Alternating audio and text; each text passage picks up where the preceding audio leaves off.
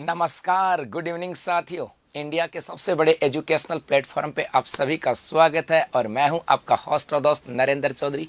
और मेरे दोस्तों, आज है 26 मई 2022 और राजस्थान समसामयिक के इस सेशन में आप सभी का स्वागत, जहां पर हम लोग चर्चा करने वाले हैं राजस्थान समसामयिक के 7 प्रश्नों का, उनका एनालिसिस और उसके बाद राजस्थान डॉज और उसके बाद विगत परीक्षाओं में आए हुए प्रश्न। मतलब सेशन होगा शानदार।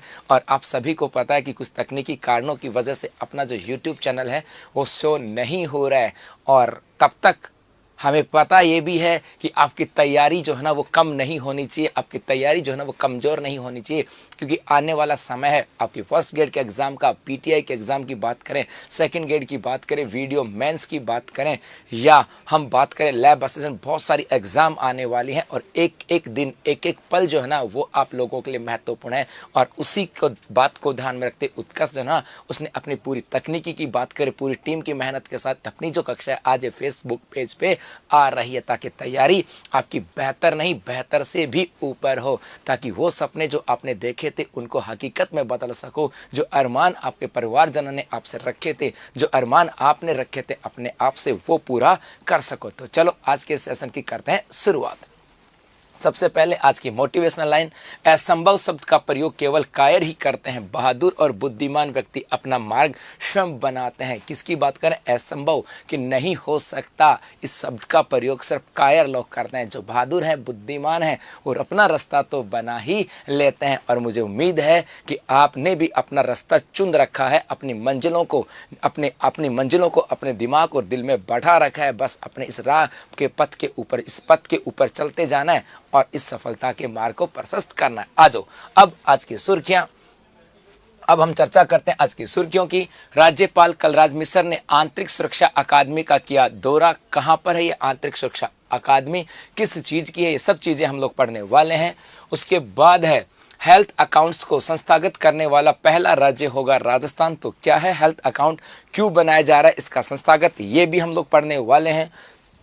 उसके बाद है वेटरनरी विश्वविद्यालय को मिली आईसीएआर से 5 वर्ष के लिए मान्यता। तो क्या है ये आईसीएआर, क्यों दी गई है मान्यता, ये सब चीजें हम लोग पढ़ने वाले हैं।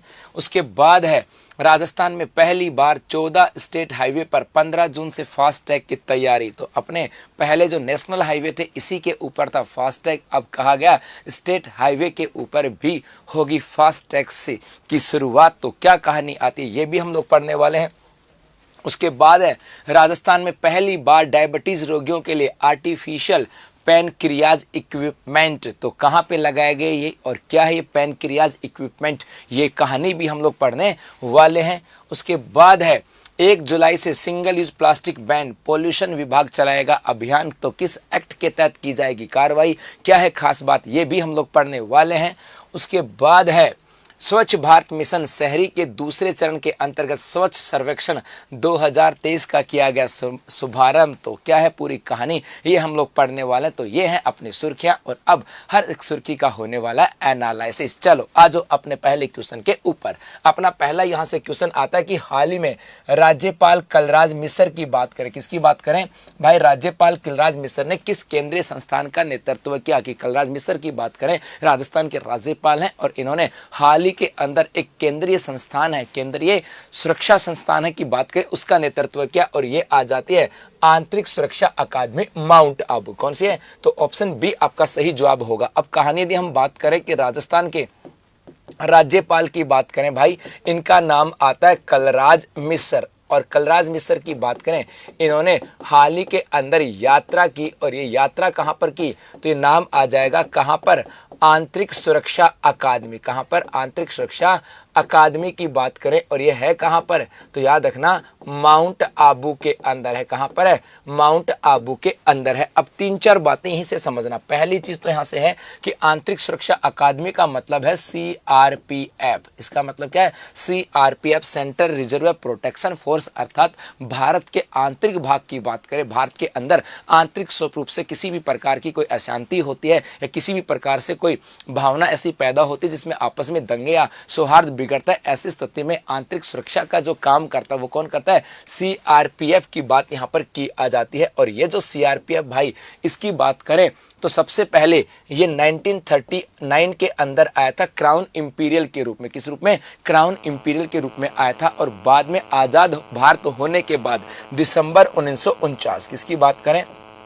दिसंबर 1949 को उसको क्या कह दिया? सीआरपीएफ कहा गया। और इसके मुख्यालय की बात करें तो ये आ जाता है नई दिल्ली के अंदर। और इसका जो आंतरिक सुरक्षा, इसकी सीआरपीएफ की जो अकादमी है, क्या इसकी जो अकादमी है, इस अकादमी का दौरा किसने किया? कलराज मिश्र जी के द्वारा किया गया। अब यहाँ से कलराज मिश्र जी की बात आई तो मेरे भाई इनकी बुक्स हैं जो एग्जाम के पॉइंट ऑफ व्यू से इंपॉर्टेंट है, ये भी आपको पता होनी चाहिए। जैसे एक तो आ जाती है कलराज मिश्र नमित मातर हूं मैं, कलराज मिश्र नमित मातर हूं मैं। हाँ जी, कलराज मिश्र नमित मातर हूं मैं, एक तो ये इनकी बुक आती है। इसके अलावा यदि हम चर्चा करें, एक आ जाती है भाई इनकी पुस्तक जिसका नाम है जुडिशियल अकाउंटेबिलिटी। जुडिशियल अकाउंटेबिलिटी की बात की जाती है। एक आ जाती है इनकी पुस्तक की बात करें तो एक इनकी पुस्तक आती है भाई नई सोच नए आयाम। नई सोच और नए आयाम की बात करें, एक इनकी पुस्तक ये आ जाती है। एक हम बात करें इनकी पुस्तक आती है हिंदुत्व एक जीवन शैली। ऐसे कई बुक्स इनकी आ जाते हैं जो आपको ध्यान में रखना है, ठीक है। इसके अलावा यदि हम बात करें माउंट आबू की तो माउंट आबू कहां पर है भाई? सिरोही के अंदर है। कहां पर है? सिरोही के अंदर है। इसी माउंट आबू की बात करें, यहीं पर क्या स्थित है भाई? नक्की झील। यहीं पर क्या? नक्की झील, जिसके बारे में कहा जाता है कि इसका जो निर्माण है ये देवताओं के नाखूनों से हुआ है। इसका निर्माण किससे हुआ भाई? देवताओं के नाखूनों से इसका निर्माण हुआ। इसी माउंट आबू की बात करें तो याद रखना यहीं पर स्थित है अपना माउंट आबू अभ्यारण्य। क्या? यहीं पर स्थित है अपना माउंट आबू अभ्यारण्य। यही हम बात करें तो राजस्थान का एकमात्र हनीमून पॉइंट की बात करें, क्या राजस्थान का एकमात्र हनीमून पॉइंट भी कहां पर है? इसी माउंट आबू के अंदर है। क्लियर? चलो जी। हाँ भाई, इसके अलावा अब देखो यहां से एक आती है केंद्रीय शुष्क क्षेत्र अनुसंधान संस्थान, अर्थात किसकी चर्चा करें? इसका मतलब है काजरी। और ये काजरी अपनी कहां पर है? जोधपुर के अंदर। एक रक्षा प्रयोगशाला डीआरडीओ जोधपुर के अंदर। और याद रखना इस रक्षा प्रयोगशाला डीआरडीओ के द्वारा अपने यहां पर एक चैफ तकनीक विकसित किया गया। ये प्रश्न भी भाई आ चुका है कई बार कि चैफ तकनीक की बात करें, इसको किसके द्वारा विकसित किया गया है। और एक शुष्क वन अनुसंधान संस्थान आफरी की बात करें और ये आफरी भी कहां पर है? जोधपुर के अंदर। मतलब प्रश्न एक था लेकिन कई क्वेश्चन हम लोगों ने निकाले ताकि तैयारी जो है ना ये आपके अच्छे से हो सके, अच्छे से नहीं बेहतर से हो सके। तो अब चले आगे, हो जाए स्क्रीनशॉट। चलो, मुझे उम्मीद है मोबाइल में स्क्रीनशॉट का ऑप्शन तो इसमें भी आता है, ले लोगे, ठीक है। चले भाई आगे।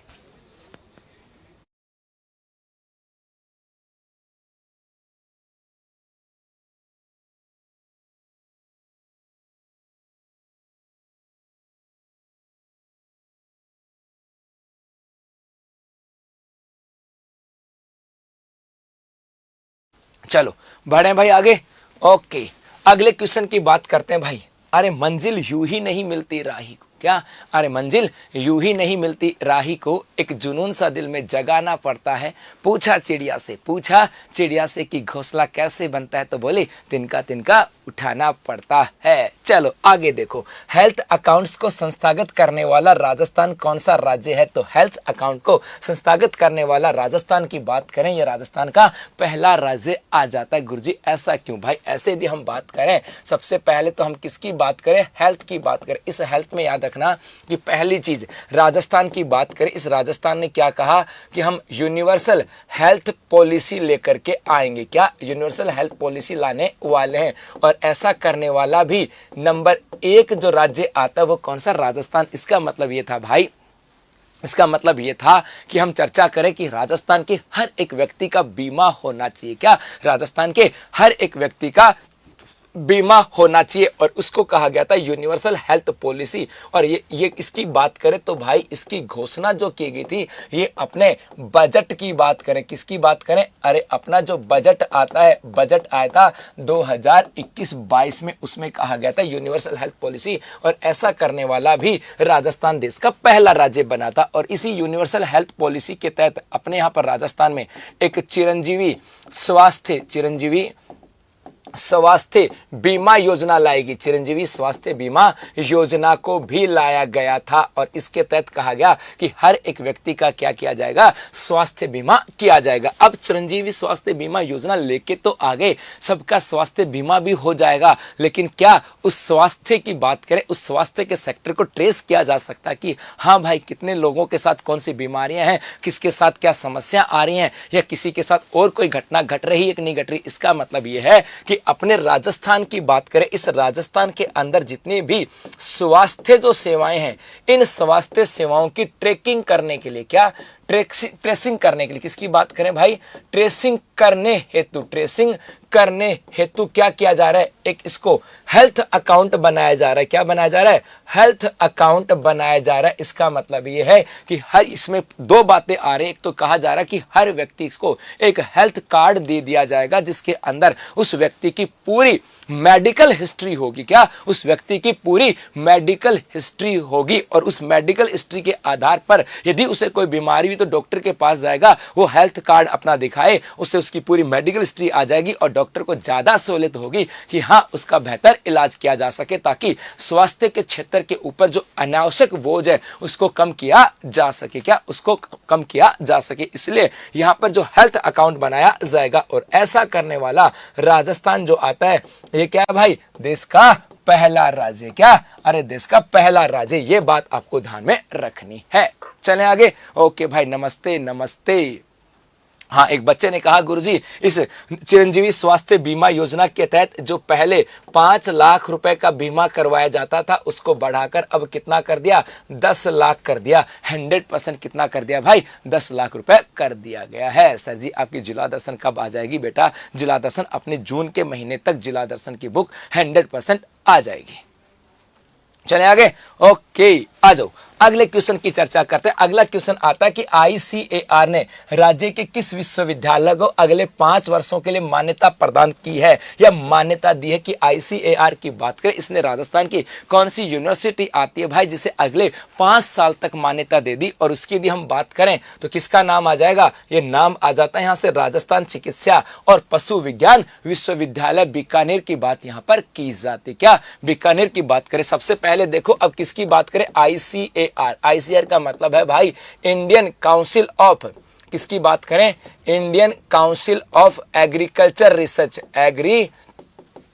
कल्चर रिसर्च की बात की जाती है। हाँ जी, Indian council of agriculture research, अर्थात एग्रीकल्चर की बात करें या कृषि के क्षेत्र में रिसर्च करने वाली संस्था आती है और इसके द्वारा विभिन्न यूनिवर्सिटियों को मान्यता दी जाती है। जैसे यूजीसी की बात करें, वो अपने भारत के अंदर जो शैक्षिक यूनिवर्सिटियां होती हैं जहां पर एकेडमिक और प्रोफेशनल जो कोर्स होते हैं उनको मान्यता देती है, उसी प्रकार से एग्रीकल्चर के क्षेत्र के अंदर मान्यता देने वाली संस्था कौन सी आती है, आईसीएआर आती है। क्या आईसीएआर आती है। और इस आईसीएआर के द्वारा मेरे भाई कुछ अवार्ड भी दिए जाते हैं। जैसे एक तो आता है किदवई अवार्ड की बात करें, क्या एक तो याद रखना किदवई अवार्ड भी आ जाता है। और इसके अलावा हम बात करें और भी अवार्ड यहां से आ जाते हैं, क्या और भी आते हैं। अब जल्दी से बताओ दिखा कि 2021 में किदवई अवार्ड राजस्थान के सापेक्ष किसी को दिया गया था क्या, और एक आ जाता है इसके साथ हल्दर अवार्ड भी आता है। और क्या राजस्थान में 2021 में ये किसी हल्दर अवार्ड भी दिया गया था क्या, कमेंट्स बॉक्स पे कमेंट्स की बात करें भाई। हाँ है ना, वेट कर रहा हूं आप सभी का, क्योंकि आप फेसबुक पेज के ऊपर अपनी कक्षा, और मुझे उम्मीद है कि फेसबुक पेज के ऊपर भी आप कमेंट्स कर सकते होंगे। इतना तो टेक्निकल रूप से आप लोग एडवांस होंगे, ये तो पक्का हो गया है ना। तो जल्दी से बताओ कि राजस्थान के अंदर आईसीआर की बात करें, ये तो कंफर्म हो गया, लेकिन ये आपको बताना है भाई क्या चैनल पाछो को नहीं आयो कि सर बेटा चैनल किसी टेक्निकल वजह से शो नहीं आ रहा, पाछो तो आगो लेकिन शो को नहीं हो पा रही हो, के पाछो तो आगो लेकिन दिख रही हो को नहीं। अब दिख रहे हो को नहीं को मतलब क्लास कर लें, तो अब टेक्निकल वजह से ना और वो शो नहीं हो पा रहा है। चलो भाई बताओ कि दुबई अवार्ड 2021 की बात करें राजस्थान में किसको दिया गया, तो याद रखना ओपी यादव को दिया गया था। और ओपी यादव की बात करें, क्या बात है, राजपाल गोस्वामी, पूनम सिंह, है ना भाई, थोड़ा सा दिखाना किस किस का है। और रतनलाल डागा नहीं बेटा, रतनलाल डागा, बहुत बढ़िया। बीके खींचर ने कहा कि गुरुजी हल्दर अवार्ड की बात करें तो ये किसको दिया गया, रतनलाल डागा को। किसको दिया गया, रतनलाल डागा। ये पर्सन भी याद रखना है, क्या ये भी आपको ध्यान में रखना है। ओके सैनी, एस के सैनी का ओपी यादव। तो भाई किदवई अवार्ड तो दिया गया ओपी यादव का, जिनका संबंध आता है काजरी के साथ। और हल्दर अवार्ड की बात करें, ये किसको दिया गया मेरे भाई, तो याद रखना रतनलाल डागा को दिया गया। तो ये आईसीआर अवार्ड भी देती है और आईसीआर के द्वारा एग्रीकल्चर जो यूनिवर्सिटियां होती हैं उनको मान्यता भी दी जाती है। और अब हाल ही में इसने 5 वर्ष के लिए किसको मान्यता दी, तो राजस्थान पशु चिकित्सा एवं किसकी बात करें, पशु विज्ञान विश्वविद्यालय, सीधा सीधा बोले तो वेटनरी को। किसकी बात करें, बीकानेर वेटनरी कॉलेज की बात यहां पर की जाती है। अब देखो एक यहां से आती है स्वामी केशवानंद राजस्थान कृषि विश्वविद्यालय बीकानेर। इसकी बात करें तो भाई एक चीज याद रखना, ये राजस्थान की पहली एग्रीकल्चर यूनिवर्सिटी है, राजस्थान की पहली। अरे कृषि विश्वविद्यालय की बात करें तो वो कौन सी आती है, स्वामी केशवानंद कृषि विश्वविद्यालय बीकानेर की बात की जाती है। बहुत बढ़िया। इसके अलावा महाराजा गंगा सिंह विश्वविद्यालय की बात करें, ये कहां पर है, बीकानेर के अंदर है। और इसके कार्य क्षेत्र की बात करें तो बीकानेर संभाग में इसका कार्य क्षेत्र आ जाता है। सर्वपल्ली राधाकृष्ण आयुर्वेद विश्वविद्यालय कहां पर है भाई, ये जोधपुर के अंदर है। और इसके साथ खास बात याद रखना कि अपना जो बजट आया था 2021-22 का, इस बजट 2021-22 के अंदर इसके सापेक्ष कुछ बातें कही गई थी।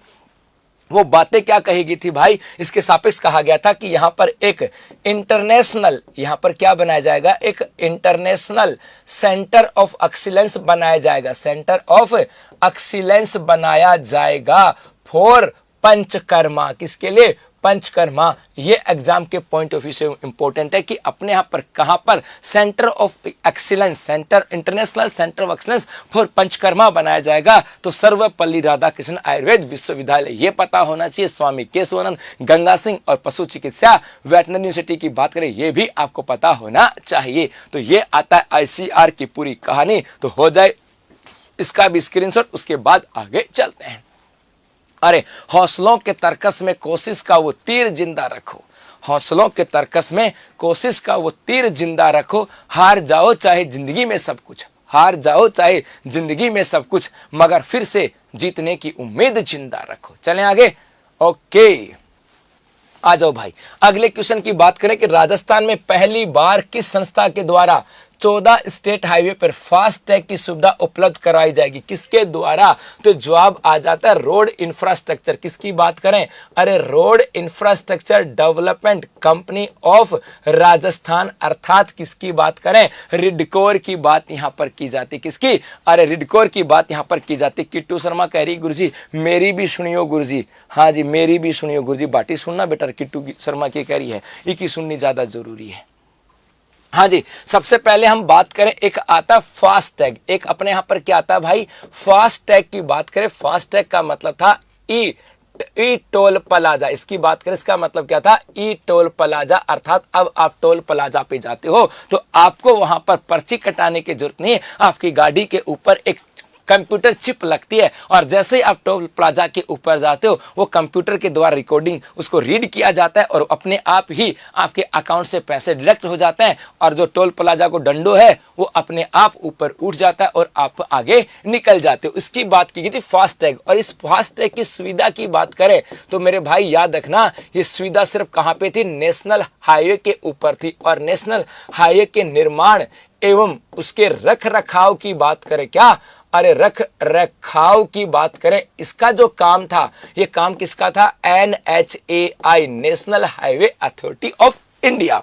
लेकिन यहां से हम बात करें, इस फास्ट टैग की बात करें, अब अपने राजस्थान की बात करें, राजस्थान के अंदर इसको कहां लाया जा रहा है, SH, अर्थात जो राजस्थान में स्टेट हाईवे है ना, इस स्टेट हाईवे के ऊपर भी क्या लगाए जा रहे हैं, फास्ट टैग लगाए जा रहे हैं। क्या लगाए जा रहे हैं, फास्ट टैग। और कितने स्टेट हाईवे पर, 14 स्टेट हाईवे के ऊपर फास्टैग लगाए जा रहे हैं। अब पर्सन ये बनता मेरे भाई कि ये 14 हाईवे पे फास्टैग लगाए जा रहे हैं, तो फास्टैग लगाने की जिम्मेदारी किसकी होगी? ये लगाने की जिम्मेदारी किसकी है? रिडकोर की बात की जाती है। अर्थात रिडकोर का मतलब है road infrastructure development company of Rajasthan की बात करें, इस रिडकोर की बात करें, इसकी स्थापना हुई थी 2004 में और इसने कार्य करना प्रारंभ किया था 2005 में कार्य करना प्रारंभ किया। ये रिडकोर क्या काम करती है? कई बार एग्जाम में आ जाता, तो राजस्थान के अंदर स्टेट हाईवे और एक हम बात करें जो मेगा हाईवे होती है, क्या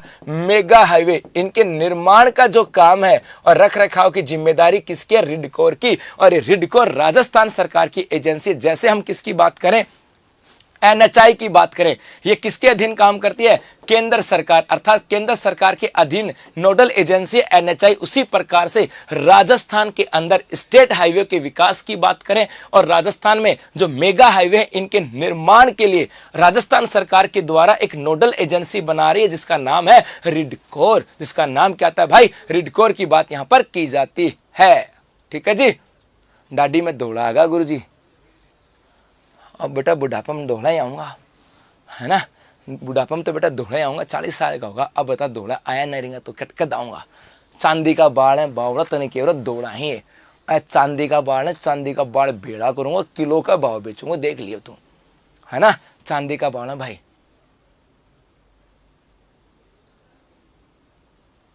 ठीक है, तो हो जाए इसका स्क्रीनशॉट। अब आगे चलते हैं, चलें आगे। ओके, आगे देखो, अगला क्वेश्चन आता है कि राजस्थान में पहली बार किस स्वास्थ्य संस्थान में डायबिटीज रोगियों के लिए आर्टिफिशियल पैनक्रियाज इक्विपमेंट लगाया जा रहा है? तो कहां पर आर्टिफिशियल पैनक्रियाज इक्विपमेंट लगाया जा रहा है? तो जवाब क्या आ जाएगा भाई? इसका जवाब यहां से आ जाएगा SMS medical college Jaipur. Sawai Mansingh medical college की बात यहां पर हो जाती है। अब क्या था कहानी, इसको समझो। जब कहानी समझोगे ना तो बड़ा मजा आने वाला। गुरुजी क्या? जैसे हम बात करें भाई, ये तो एक आदमी का मुंह है, ये गर्दन है भाई, ये आदमी का धड़ हो गया, ठीक है, और ये आदमी के हो गए पैर और ये आदमी के हो गए हाथ। अब ये तो आदमी है और इस आदमी के है एक रोग जिसका नाम है डायबिटीज। क्या नाम है? डायबिटीज। और डायबिटीज होने के एवज में, होने पर इन्हें क्या दी जाती है भाई? दवाइयां दी जाती हैं और इस दवाइयों में मात्रा किसकी होती है? इंसुलिन। इसमें क्या होता है? इंसुलिन होता है। इंसुलिन की बात करें कि भाई इसमें इंसुलिन होता है, लेकिन आदमी बड़ा खतरनाक होता है। क्या? इंसुलिन होता है और ये आदमी बड़ा खतरनाक होता है। कभी तो ये आदमी भूल जाता है कि यार मैं गोली ना ले पाया। कई बार इंसुलिन के इंजेक्शन लेने होते हैं, है ना? दाढ़ी बनाऊंगा नहीं, दाढ़ी बढ़ाऊंगा। हाँ पक्का दाढ़ी बढ़ाऊंगा ना, तभी तो मेरे बेटा थोक के भाव बिकेगी, तभी तो किलो के भाव बढ़ेगी। अब क्या हुआ, तो यहाँ पर इंसुलिन दिया जाता है और आदमी कभी तो कहता है यार मैं तो गोली भूल गया, या कभी हम किसकी बात करें इंजेक्शन लगाया जाता है, इसको भूल जाता है। लेकिन अब क्या करें? क्या भाई अब क्या करें? अब यहां पर कहा कि इस आदमी के एक चिप लगा दो। इस आदमी के क्या कर दो? एक चिप लगा दो। क्या लगा दो? एक चिप लगा दो। और इस चिप को क्या कहा गया? इसे कहा गया है आर्टिफिशियल। इसको क्या कहा गया भाई? Artificial pancreas. इसको क्या कहा गया? आर्टिफिशियल पेनक्रियाज इक्विपमेंट कहा गया। इक्विपमेंट कहा गया है। और ये इक्विपमेंट कैसे क्या काम करेगा? जैसे ही अपने इस आदमी की बॉडी में इंसुलिन की मात्रा कम होगी, क्या जैसे इस आदमी की बॉडी में इंसुलिन की मात्रा कम होगी, ये तुरंत फटाफट से कहेगा अरे क्लॉक क्लॉक टिक टिक टिक, जाग भाई जाग, दवाई लेनी है। क्या? दवाई लेनी है। इसका मतलब है कि एक आदमी में पहली बार आर्टिफिशियल पैनक्रियाज इक्विपमेंट लगाया जा रहा है ताकि इंसुलिन की मात्रा को जैसे घटती बढ़ती है उसके अकॉर्डिंग इसके साथ काम किया जाए। और सबसे पहले कहां? ये एसएमएस मेडिकल कॉलेज जयपुर के अंदर लगाई जा रही है। ये आपको ध्यान में रखना है। चलो अब देखो यहां से एक है एसएन मेडिकल कॉलेज जोधपुर। गुरुजी यहां पर क्या खास है? तो याद रखना भाई, राज्य की पहली, अरे मेरे भाई राज्य की पहली कैथ लैब कहां पर है? राज्य की पहली कैथ लैब कहां पर है? इस एसएन मेडिकल कॉलेज जोधपुर के अंदर तो है। ये पर्सन भी तो आया हुआ है। इसके अलावा राजस्थान स्वास्थ्य विज्ञान विश्वविद्यालय, ये कहां पर है? Jaipur. SMS medical college Jaipur की बात करें तो इसके साथ याद रखना, पहला तो राज्य का प्रथम प्लाज्मा बैंक की बात करें, प्लाज्मा बैंक वो भी यहीं पर लगाया गया। यदि हम बात करें राजस्थान का पहला हार्ट प्लांट की बात करें वो भी कहां पर किया गया, इसी के अंदर किया गया, इसी मेडिकल कॉलेज के अंदर। यदि हम राजस्थान की पहली एयर एम्बुलेंस की बात करें, एयर एम्बुलेंस की बात करें, उसकी शुरुआत भी कहां पर, इसी सवाई मानसिंह मेडिकल कॉलेज जयपुर के अंदर की गई है। और उसके बाद भाई नीमाराम जाकर, धन्यवाद बेटा। और उसके बाद यदि एम्स जोधपुर की बात करें तो यहां पर एक तो क्या बन रहा है, अरे मेरे भाई यहां पर एनिमल हाउस बन रहा है। यहीं पर क्या बन रहा है, अरे भाई यहीं पर बन रहा है मेडिकल हब। और एक हम चर्चा करें इस एम्स जोधपुर की कि यहां पर और क्या क्या चीजें आती हैं, तो यहां पर रोबोट द्वारा पहली सर्जरी, रोबोट द्वारा प्रथम सर्जरी की बात करें वो भी कहां पर की गई, इसी एम्स जोधपुर के अंदर। तो सब बातें आपको ध्यान में रखनी, क्या ये सब बातें आपको ध्यान में रखनी है। तो हो जाए इसका स्क्रीनशॉट, उसके बाद आगे चलते हैं।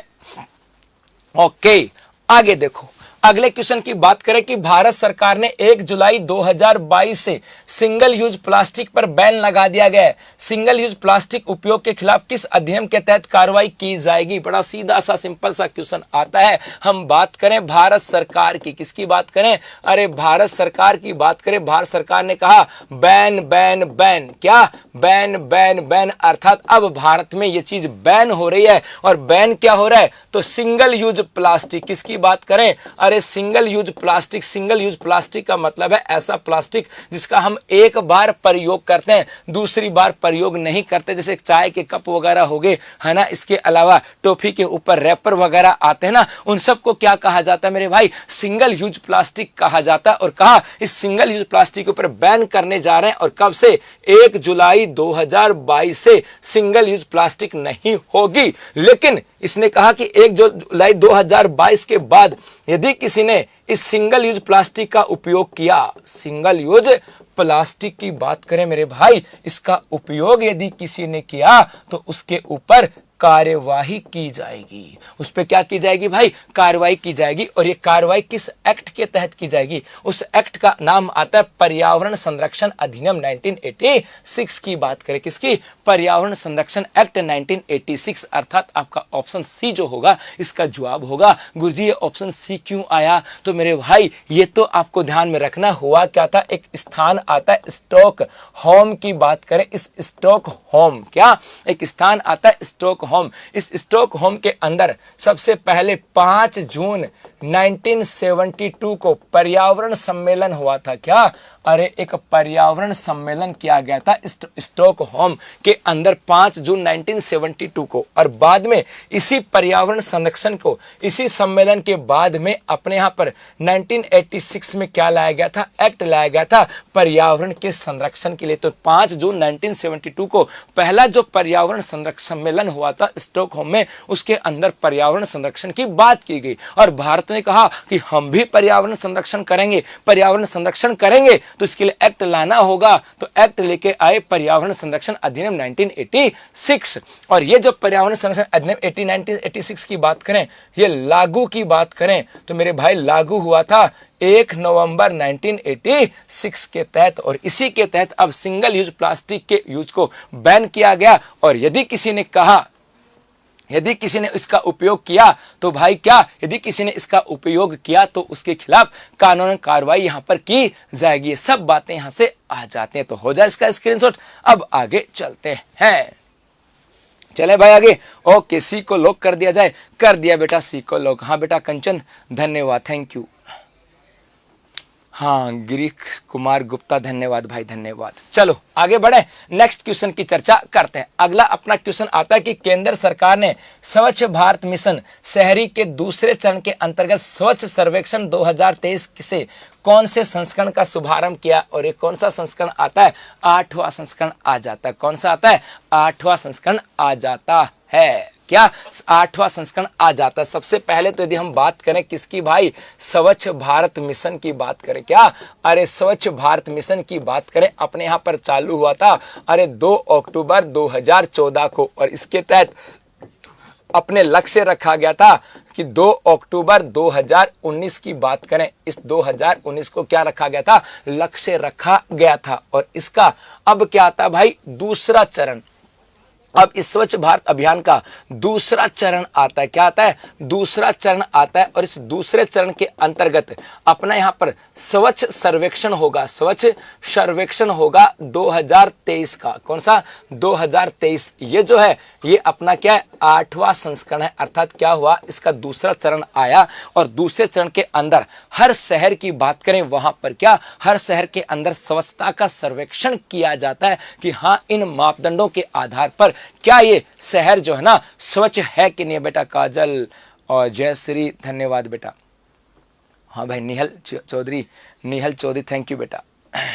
ठीक है जी। तो यहां पर इसका स्वच्छ सर्वेक्षण होगा 2023 में। यह कौन सा होगा? 8वां संस्करण होगा। एक तो इंपॉर्टेंट बात ये। दूसरा, इस 8वें संस्करण में कई चीजें पढ़नी है। जैसे इस 8वें संस्करण में अरे थीम क्या रखी गई थी? क्या सर पार्टी से मुंह छुपा रहे हो? नहीं बेटा किट्टू शर्मा, कोई पार्टी से मुंह नहीं छुपा रहा हूं। आज शाम को 8 बजे मिलते हैं बासनी मंडी मोड़ पर। हाँ भाई महेश मीना जी धन्यवाद। अब क्या कहा? एक तो इसकी थीम क्या थी? एक तो थीम आती है कचरे से धन। क्या कहा गया? कचरे से धन की थीम कहा गया कि जो कचरा है ना वो वेस्टेज नहीं है। इस कचरे को रिसाइकल करके और इसको रिसाइकल यदि हम करते हैं तो उससे हमारी आर्थिक स्थिति भी सुधर जाएगी। एक तो बात यहां पर कहा गया। एक 8वें संस्करण की बात करें, इसमें 3R पर जोर दिया गया। क्या? अरे 3R पे जोर दिया गया। और ये 3R कौन सा है? 3R में एक तो आता है रिड्यूस। क्या कहा? रिड्यूस की बात करें कि शहरी जो कचरा है भाई उसको कम करो। क्या? शहरी कचरे को कम करो। एक तो ये कहा गया। उसके बाद कहा रिसाइकल। रिसाइकल का मतलब है जितना हो सके उस कचरे का जो अपना पास जो प्रोडक्ट है उनका बार बार यूज करोगे, रिसाइकल करोगे तो कचरा कम होगा। और एक यहां से क्या कहा गया? रीयूज की बात करें। किसकी बात करें? रिसाइकल। और रिसाइकल के बाद किसकी बात की गई? रीयूज की। तो अपने यहां पर रिड्यूस, रिसाइकल और रीयूज की बात यहां पर की गई कि भाई ऐसा करते हो तो शहरी कचरा कम होगा। और इसका अब कौन से संस्करण की बात करें? 8वां जो संस्करण है इसकी शुरुआत की गई 2023 में। इसके 8वें संस्करण की शुरुआत कब हुई है? 2023 के अंदर इसकी शुरुआत हुई है। ये आपको ध्यान में रखना है। चलो आगे बढ़े और अब हम बात करते हैं किसकी? रिवीजन की। जो कल पढ़ा था उसकी बात यहां पर की जाती है। हाँ भाई रमेश मीना जी धन्यवाद बेटा। आज तो आपका पक्का बर्थडे है। हाँ जी हाँ भाई थैंक यू बेटा सबको ना। अभिलाषा हेडा धन्यवाद बेटा। चलो रिवीजन की बात करें कि मुख्यमंत्री ने इलेक्ट्रिक व्हीकल नीति को मंजूरी दी है। इसकी घोषणा निम्न में से किस बजट में की गई? तो इसकी घोषणा कब की गई थी? राज्य बजट 2019-20 में। उसके बाद आता है वोकल फॉर लोकल विजन के तहत रेलवे ने जोधपुर स्टेशन पर किस स्थानीय स्वदेशी उत्पाद के कियोस्क की शुरुआत की? तो किसकी की? तो याद रखना बंदेज व प्रिंट साड़ियों की बात यहां पर की जाती है। उसके बाद राज्य में किस विभाग के द्वारा इको टूरिज्म को बढ़ावा देने के लिए प्रत्येक जिले में लव कुश वाटिका विकसित की जाएगी? तो किस विभाग के द्वारा? वन पर्यावरण एवं जलवायु परिवर्तन विभाग के द्वारा। उसके बाद है विश्व स्वास्थ्य संगठन ने किन्हें ग्लोबल हेल्थ अवार्ड से सम्मानित किया? तो किसको ग्लोबल हेल्थ अवार्ड से सम्मानित किया मेरे भाई? तो जवाब आ जाता है आशा कार्यकर्ता बहनों को। किसको? आशा कार्यकर्ता बहनें। उसके बाद है राज्य कृषि मंत्री लालचंद कटारिया ने राज ओलिव स्टोर का उद्घाटन कहां किया? तो राज ओलिव स्टोर का उद्घाटन किया था कहां पर? दुर्गापुरा अनुसंधान केंद्र परिसर जयपुर के अंदर। उसके बाद है राजस्थान में राज्यसभा चुनाव हेतु अधिसूचना जारी हो गई है। संविधान की कौन सी अनुसूची में राज्यसभा में राज्य और संघ राज्य क्षेत्रों को स्थानों के आवंटन का उपबंध आता है? तो ये आता है 4थी अनुसूची के अंदर। राजपाल बेटा आ जाओ। पार्टी करते हैं शाम को। करौली में सैरनी नदी के किनारे बसे गांवों के युवाओं के दस्यु जीवन में किस व्यक्ति के प्रयासों से परिवर्तन आया? तो किस व्यक्ति के प्रयासों से परिवर्तन आया? तो नाम आ जाता है राजेंद्र सिंह। किसकी बात करें? राजेंद्र सिंह की बात यहां पर की जाती है। तो बेटा बस आज हम लोग इतना ही, क्योंकि आप सबको पता है कि टेक्निकल इश्यू है, उत्कर्ष का यूट्यूब चैनल नहीं आ रहा है, लेकिन फिर भी आपकी तैयारी बेहतर हो, आपके करंट अफेयर्स छूटना नहीं चाहिए, क्योंकि हर दिन होता है और हर दिन जो आदत है, हर दिन यदि हम पढ़ते रहेंगे बेहतर होता है। क्योंकि अपने बहुत सारे एग्जाम आ रहे और हर एग्जाम में लिखा हुआ राजस्थान समसामयिकी, और इसीलिए आपकी इस तैयारी को रेगुलर रखने के लिए हमने एक कक्षा जो है ना अपनी फेसबुक पेज पे लिया, और मुझे उम्मीद है कि आप लोगों ने उतना ही तैयार किया होगा, आज भी वैसे नोट्स बनाए होंगे, स्क्रीनशॉट लिया होगा और आपकी तैयारी बेहतर चल रही होगी। तो बस आज के लिए इतना ही, मिलेंगे कल, तब तक धन्यवाद, थैंक यू, शुक्रिया। अगर वीडियो पसंद आया हो तो वीडियो को लाइक करना ना भूलें, सब्सक्राइब करें उत्कर्ष के यूट्यूब चैनल को और लेटेस्ट अपडेट पाने के लिए बेल आइकन को प्रेस करना ना भूलें। प्रतियोगी परीक्षाओं की तैयारी अब घर बैठे उत्कर्ष ऐप के साथ। अब पढ़ो कहीं भी कभी भी।